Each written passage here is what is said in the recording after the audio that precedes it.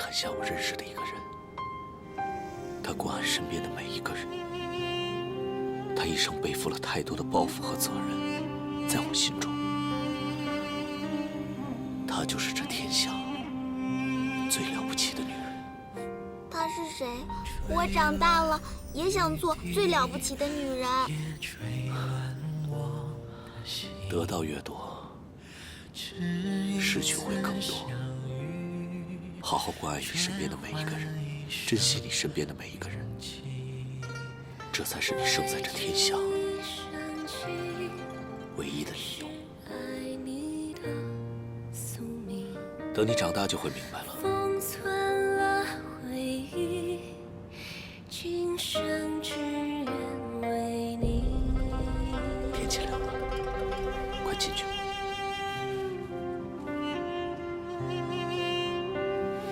有我的心，还你是传奇。我知道你是谁。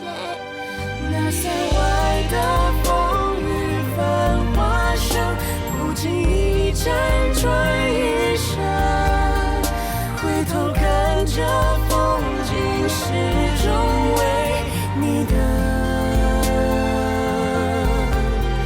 哪怕爱你世间梦已冷，愿陪你浪迹一生。那青山这古城，因为你我认识你的眼睛，你就是那天想杀我阿弟阿娘的人，对不对？你既然知道我是谁，不怕我吗？我不怕你。不哭了啊，不哭了。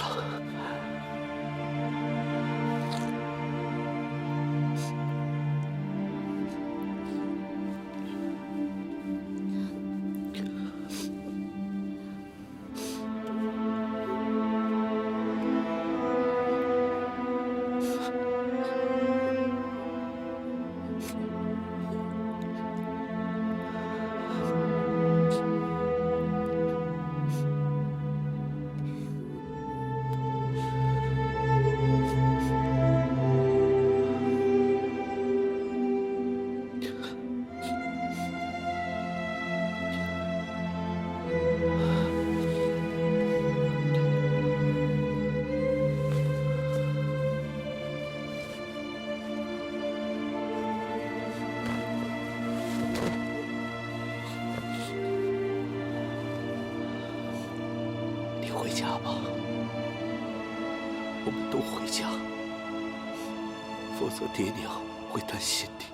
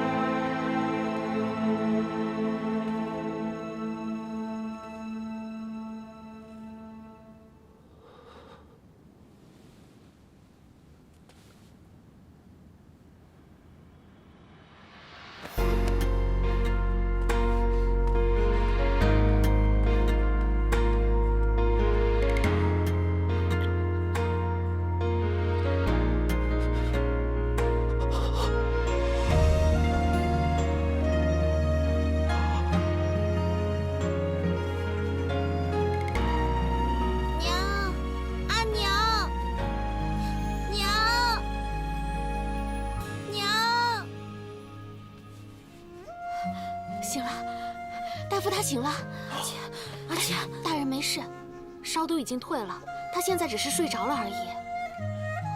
现在有问题的是夫人您呐，又是冻伤，又是脚伤，再加上风寒入体，可不是小事。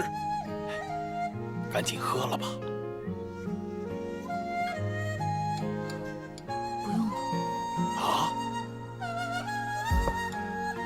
夫人刚刚在药石庙前立了誓，只要大人能平安无事，她情愿一生都不进药石。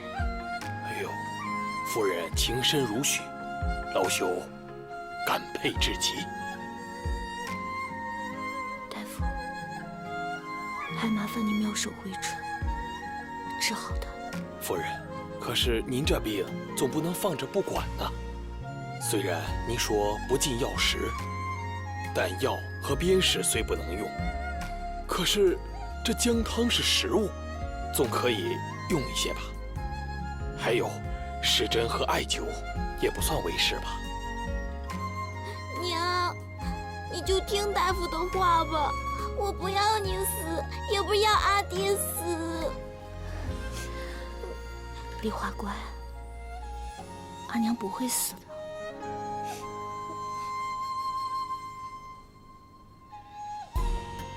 就麻烦您了。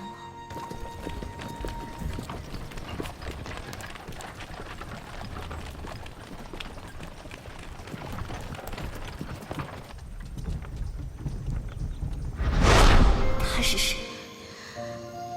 你难道看不出来吗？走开，别碰我！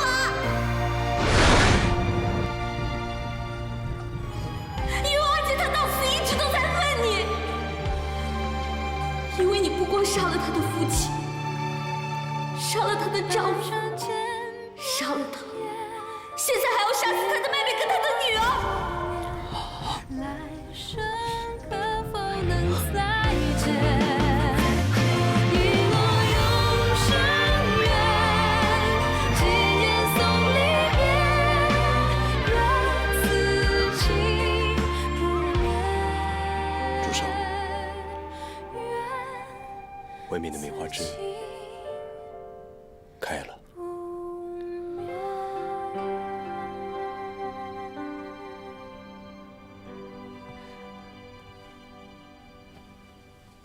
太师，哎，太师啊，你这2天是不是出城了？这2天你不在京城，让寡人一顿好找啊。圣上找我何事啊？哎，太师啊，你不会是因为我收了杨坚的康和而生气了吧？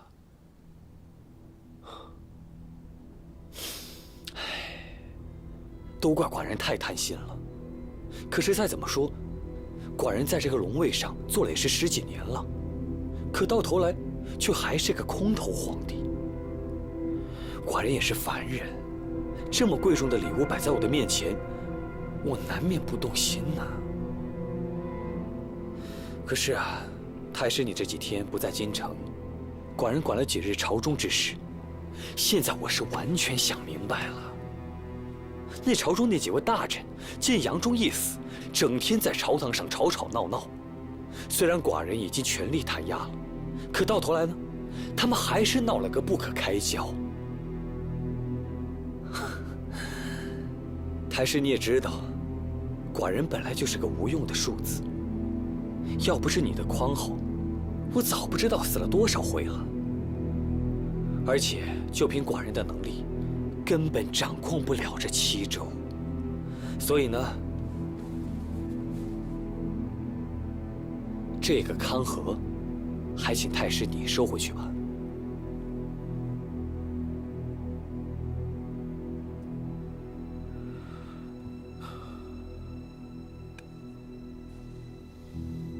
圣上深思英明，乃是臣等之福。唉，只是还望太师，啊不，还望阿兄不计前嫌，不要跟寡人计较这一回，好不好？圣上多虑了，这件事情，臣根本就没放在心上。哎呀，太好了，太好了！那我们别愣在这儿了，赶紧过去吧，太后已经等久了。走走走，走。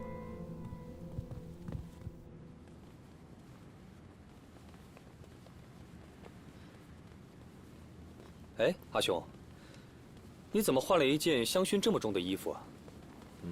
是不是进宫之前喝酒了？哎呀，这可就麻烦了。怎么了？这太后啊，年事已高，但是呢，她一向贪恋着杯中之物。就刚才啊，我让她在仁和殿多待一会儿，哎，这就跟皇后吵了好几次呢，而且还特地下令不让皇后来参加她的寿宴。我原本想着是想借阿兄的威势，好好的劝劝他，让他以后少喝几杯。这不，你看，我东西都准备好了。哎呀，现在只可惜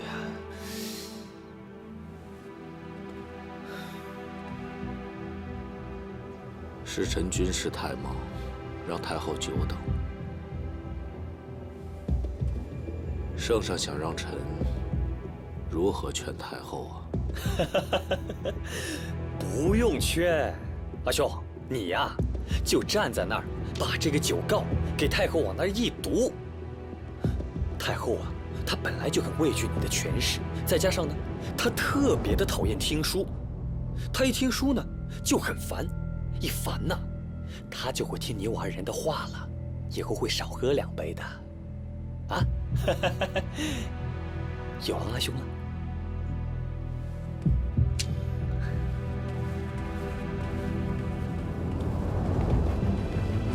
哥舒将军，这儿是太后的私宴。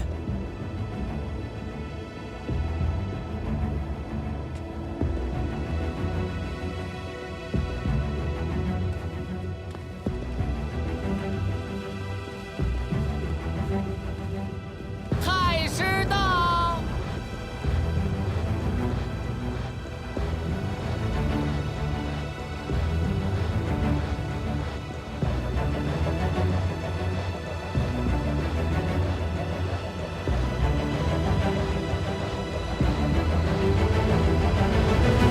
参见圣上，参见太师。免礼。臣宇文护恭贺太后福寿绵长，松柏齐坚。恭贺太后福寿绵长，松柏齐坚。多谢太师吉言，请大家就坐吧。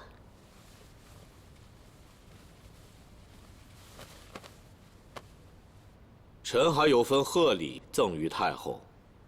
听闻太后好酒，凤体有恙，故臣愿以酒告一篇，以赠太后。有劳太师了。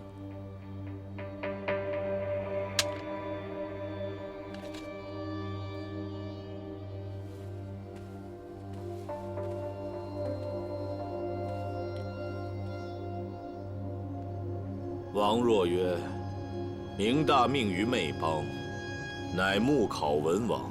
赵国在西土，决告必数邦。数是月少正御史昭熙曰：‘四资酒为天降命，召我民为元嗣。天降危，我民用大乱丧德，亦枉非酒为刑。越小大邦用丧，亦枉非酒为孤。’”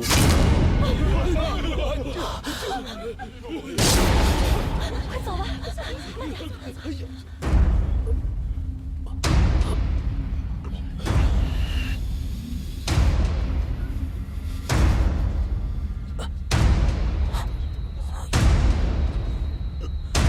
太师行刺太后，来人呐！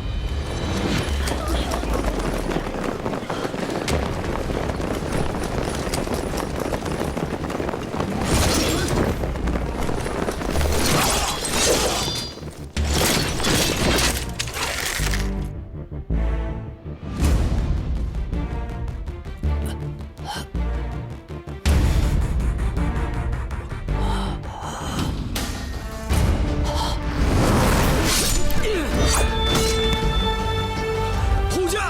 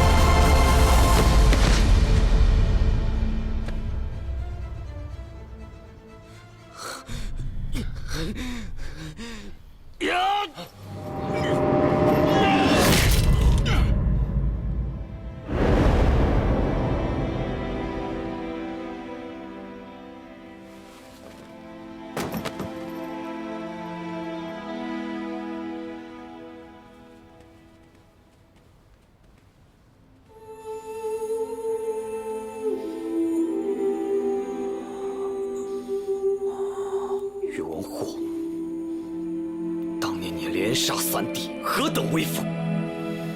你可曾想过有今日？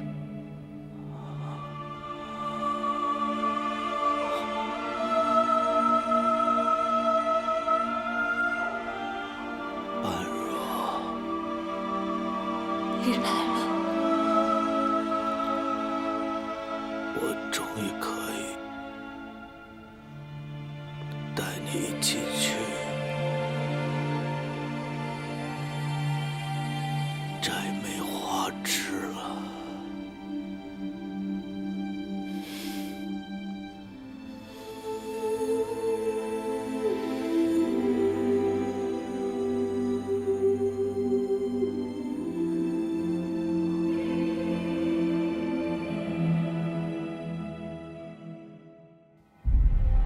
宇文护服输之后，隐忍10余年的武帝宇文邕终于独掌大权。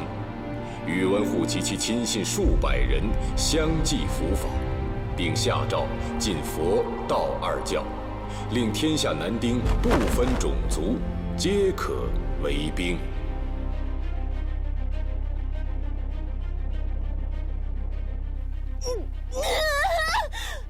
永历，永历啊！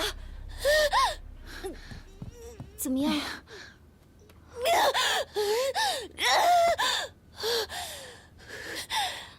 怎么样了，夫人？姨母，我要是被俘走了，记得带着我的血书，交给伽罗，就说宇文邕，还有杨戬，还有李比，联起手来害我，让他为我报仇，听见了没有？听见了。我就是死了，也不能让他们好过。夫人，都这时候了，你就别想那么多了。哎，快！哎，别看到头了！哎，快用力！夫人再用点力，用点力啊！快快快！哎，出来了！出来了，出来了，出来了！夫人，恭喜你呀，龙凤呈祥！来，快来看看，哪个是儿子？来，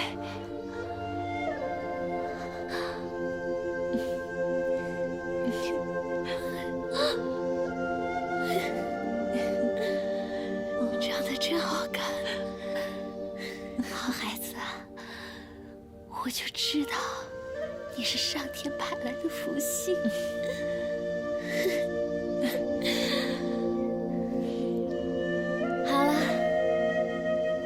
些个替身可以杀了。是。夫人，这小公子和小姑娘才刚出生，总得给他们积点德吧？那就灌了哑药，扔得远远的。把咱们小公子拿给国公爷瞧瞧吧，让他起个名字。好歹这也是他心心念念的嫡子啊。是夫人。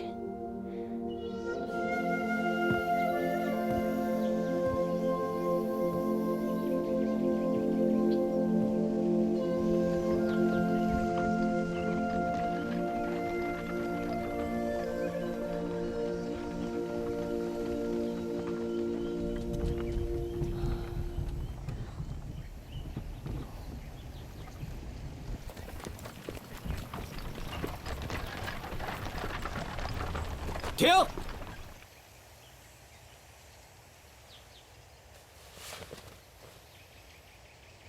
来了来了！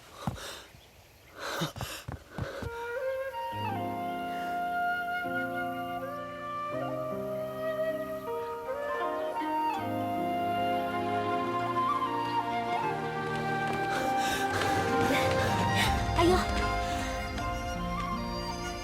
你还好吗？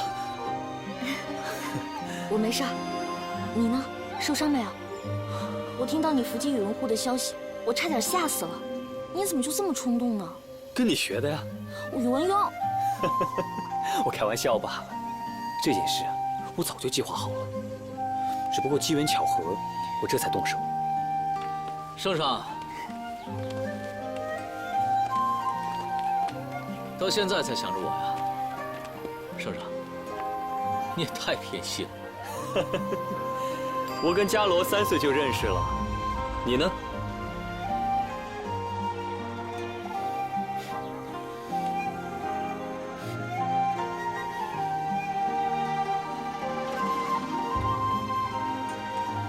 就连这个小丽华，寡人也都是从小看着长大的。你要排，都要排到她后面去了。多漂亮的小姑娘啊！得，圣上英明。回来就好。齐国那个小国主高纬，知道宇文护被我刺死，他就开始在边境集结重兵，看样子是想捡块软肉吃。请圣上下令，臣愿立马带兵征齐。你这伤还没有好呢，我现在要是派你出征，伽罗不得骂死我？不急于一时，来。高纬，前阵子他自毁长城，杀了他最有力的大将兼岳父胡律光。哼，寡人就不相信他剩下的那些虾兵蟹将到底能有多强。我们先准备这粮草马匹，眼看就要新年了，出兵之时，等咱们过完年再说。好，给夫人请安。圣上行动不便，左臂仿佛有伤，他是不是受伤了？是，不过没有见骨，这几日已经长好了。那他的救急呢？大夫说过了，这病要忌辛劳，除掉宇文护的党羽，绝非易事。还好，只吐了1次血，后来总算是压住了。照顾好他。是。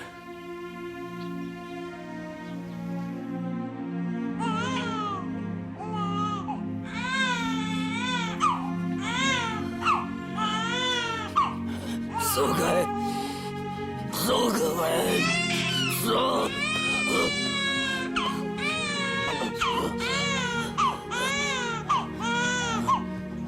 郡公爷，妾身以太夫人的在天之灵保证，她真的是你的亲骨肉啊！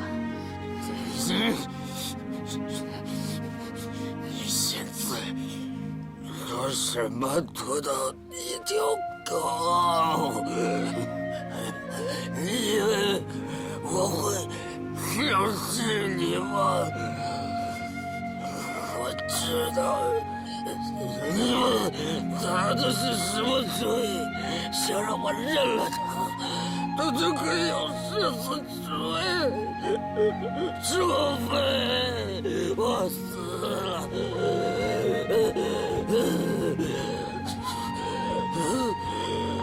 哟，夫君都这么说了，那曼陀就不用再客气了。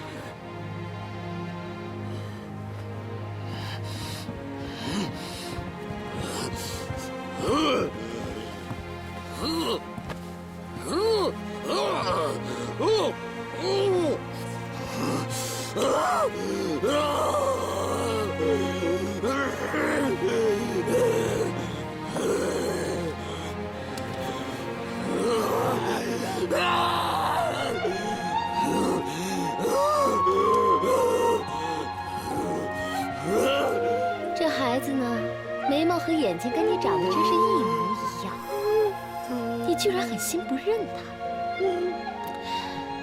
真是变糊涂了。好吧，你不取名字，那就由我来。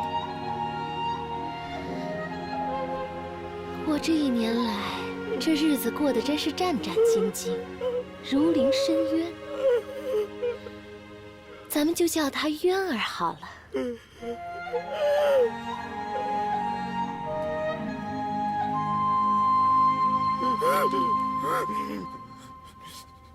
陈亡之后，孔寡妻幼子飘零无依，还望圣上背施天恩，赐我子李渊以国公之爵。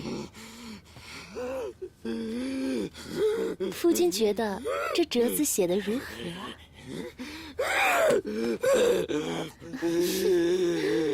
你放心，圣上虽然不喜欢我，可是看着你这气血生生的遗折，他再怎么也会让渊儿袭爵的。都走吧。是。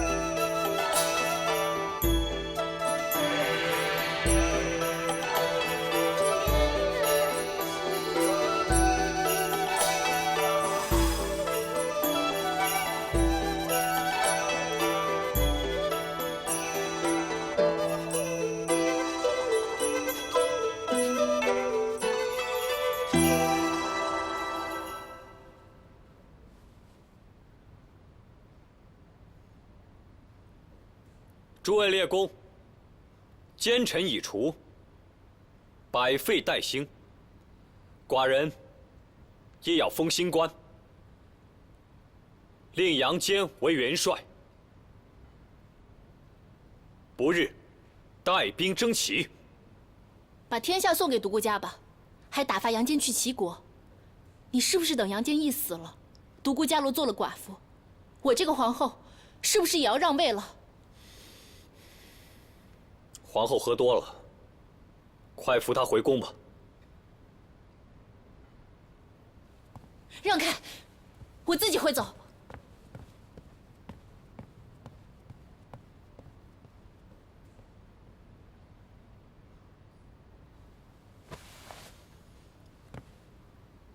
寡人长子宇文赟，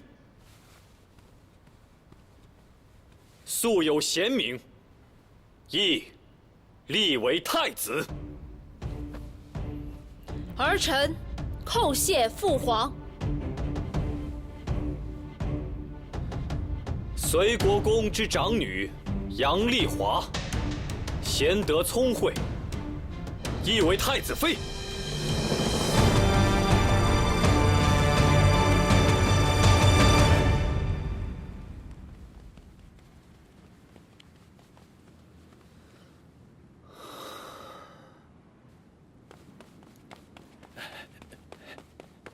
圣上，臣太史令王轨有要事相奏。说，圣上，那杨氏为皇太子妃是万万不行的呀！臣掌管钦天监，曾观天象，这皇太子非社稷主，但杨坚命有反相啊！拖下去。圣上，圣上三思啊！圣上，圣上！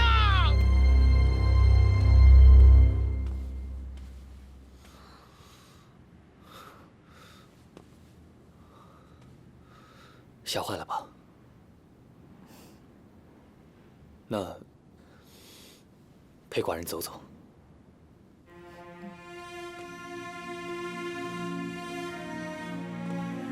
你不要在乎那些流言蜚语，因为宇文护被诛之后，这些闲话就从来没有停止过。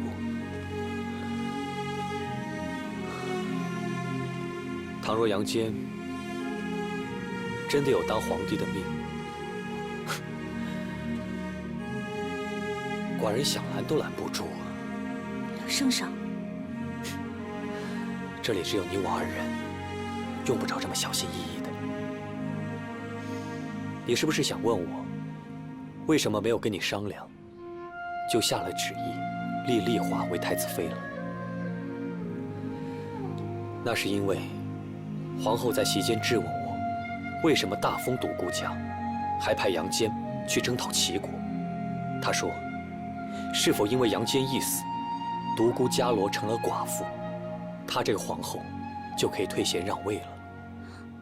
你绝对不会这么做的。不，我会的，因为寡人已经是皇帝了。伽罗啊，你不知道权力这个东西到底有多可怕。以前我也不知道，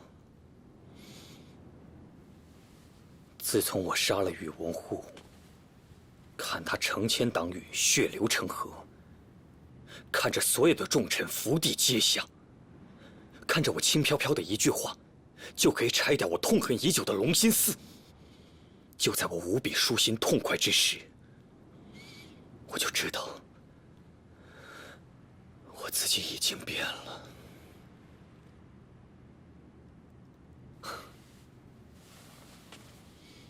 曾经在你哭的时候问过我，你说你阿姐那么聪明，又那么冷静，放着好好的日子不过，为什么偏要为了一个皇后的位置和宇文护跟我的皇兄纠缠不清呢？现在你明白了吗？因为权力和情爱是一个永远无法割舍的心魔。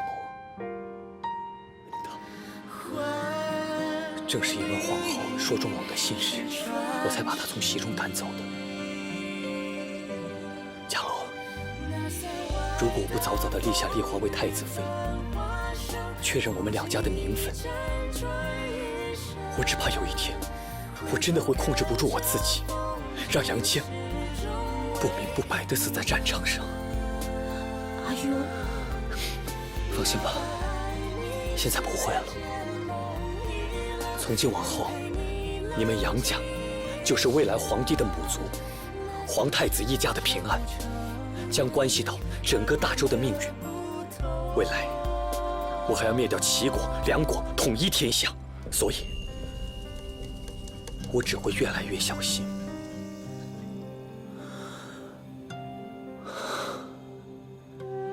用权力控制住情爱，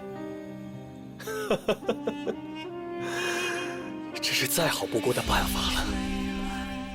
伽罗，你是不是觉得我很聪明啊？啊？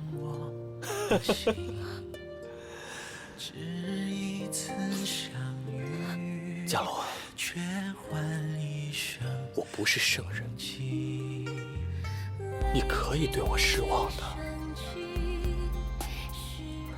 乖，不哭了啊。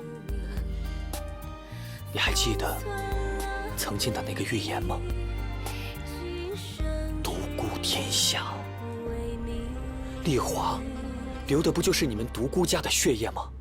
倘若有一天我有了孙子，他雄才伟略，一统天下的时候，不就是应验了那个预言吗？你们为什么一定要相信那个预言呢？它根本就是假的。不，独孤丞相亲眼所见的预言，怎么会有假？我相信它一定会出现的，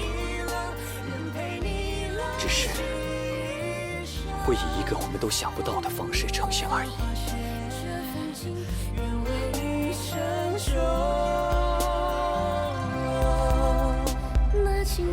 这古城因为你而变得不同。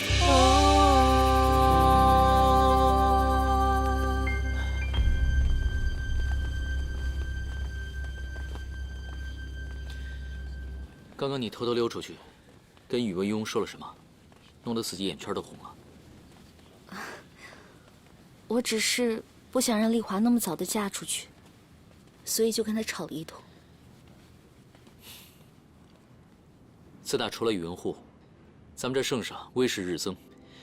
如今敢跟他横鼻子瞪眼吵架的，除了你，估计没别人了。阿姐，权势真的会改变一个人吗？多半会吧。当然，有些人也永远不会。比方说你的父亲，还有我的父亲。也对，他们从来就只有赤子之心。阿姐，你以前说过，你想要做皇帝。